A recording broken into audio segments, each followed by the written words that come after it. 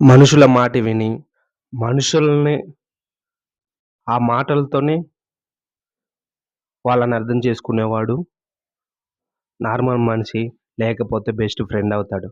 కానీ మనసు మాట, మనసులో ఏముందో అది చెప్పకపోయినా మనసుని అర్థం చేసుకునేవాడే ప్రేమికుడవుతాడు. ఆ ప్రేమకి ఏమి అవసరం లేదు. ఆ ప్రేమకి ఎవరి సపోర్ట్ అవసరం లేదు. ప్రేమని చాలా గొప్పగా ప్రేమించగలడు. ప్రేమించిన వాళ్ళని చాలా గొప్పగా చూసుకోగలడు.